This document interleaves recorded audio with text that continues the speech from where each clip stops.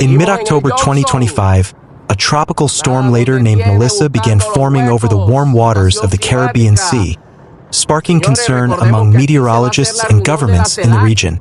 With winds initially reaching 50 miles per hour and an atmospheric pressure of approximately 29.53 inches, Mellisa showed the potential to develop into a more powerful and dangerous hurricane. Its slow movement west-northwestward at 8 miles per hour led forecasters to predict that the storm would significantly impact Colombia's northern coastal areas, including La Guajira, Magdalena, and the historic city of Cartagena. As the storm intensified, Colombian authorities immediately activated emergency protocols and strengthened weather monitoring systems. A report from the Tropical Cyclone Alert System, MTACT, released on October 21, 2025, at 10:30 a.m. local time, stated that Mellisa had entered the zone of direct influence over Colombia's coastal areas. In Cartagena, the city government, along with disaster management agencies, began evacuating residents from flood-prone areas and securing critical infrastructure such as hospitals, schools, and logistics centers. In La Guajira, the Wayuu indigenous community living in remote areas also received special attention, with logistical aid and medical teams being dispatched to hard-to-reach locations. High waves and heavy rains began battering Colombia's northern coast on the evening of October 21st, causing flooding in several low-lying areas and damaging major roads connecting coastal towns.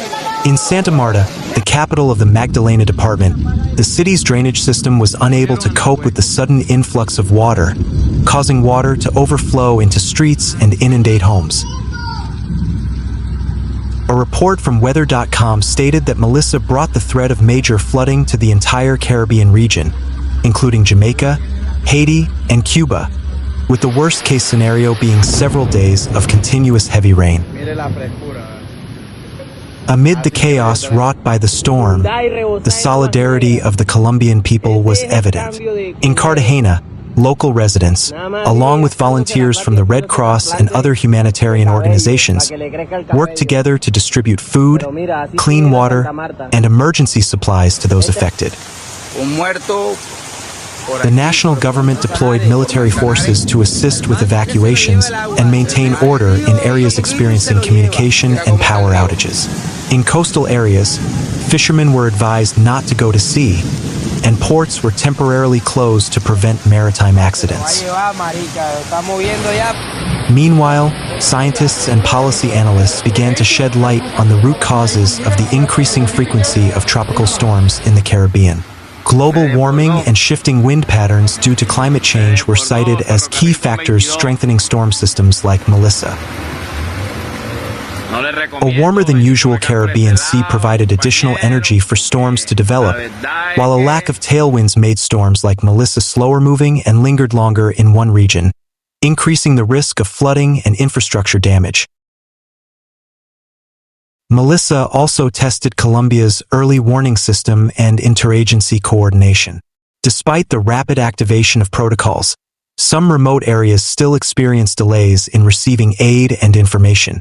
This prompted a national discussion about the need for greater investment in weather monitoring technology, emergency communication systems, and community training for natural disasters. In the Colombian parliament, several lawmakers have begun proposing new bills to strengthen climate resilience and expand funding for disaster risk mitigation. After 3 days in northern Colombia, Mellisa began to weaken and moved northwestward, heading toward the waters between Jamaica and Cuba. However, the destruction it left behind remains palpable. Thousands of homes were damaged, hundreds of people were displaced, and economic activity in the tourism and fishing sectors was significantly disrupted. In Cartagena, several historic buildings suffered damage from strong winds and flooding, raising concerns about the preservation of the city's cultural heritage. Hurricane Mellisa left a trail of destruction that was not only physical but also systemic. Thousands of damaged homes and crippled public infrastructure forced the Colombian government to undertake extensive reconstruction efforts to higher climate-resilient standards, including rebuilding roads, bridges, and drainage systems to withstand future extreme rainfall events.